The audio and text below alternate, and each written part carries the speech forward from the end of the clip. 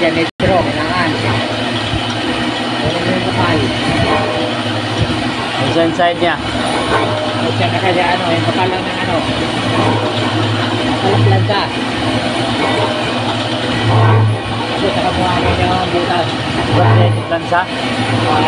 Saka mo yung makuha dito. Awan mo ba? Ha? Halimbawa, 24 ito. Oo. 24 yung diametro. Binigyan mo ng kapal ng lansa. Ilan natitira ang butas.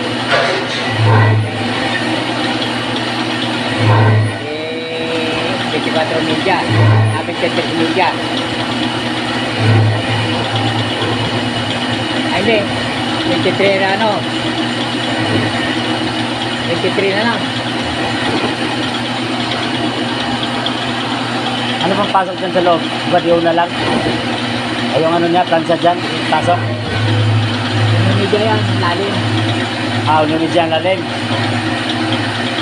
Nasaan dyan ito pag bumilog mo kasi hindi na tatamaan niya yung butas eh. Para bumilog yan. So, metro, kailangan.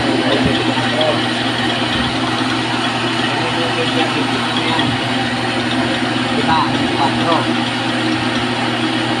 Kapal na Plansa. lansa, hindi lang natitira butas yan. Yun ang butas sa yun eh diametro.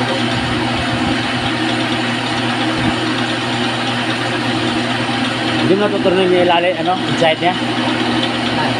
Yung inside, di naturunin mo? Hindi na nga, kasi ublong. Bagay. Doon na lang mag-sapatin na yung malaki dyan. Oo, para bumilog siya. Kasi pag sinalpak niyo yung bilog doon ng planta, uuunat yan. Ano yun yan? Ano yun eh? Matake yan. Oo. Wielding yun naman yan. Tapos, isa-isahin para makalapat. Kasi stainless ginawa natin dati. Ano na ang gagawin yan? Doon ako kumuha sa may ano, sa malaki. Pero kung bilugan tubo yan, kaya nire-repeat ka lang doon. Sa akin nga, alam mo yung stainless na ginawa ng Mike. Ublong din eh. Ginawa ko, doon ko sa malaki kumuha.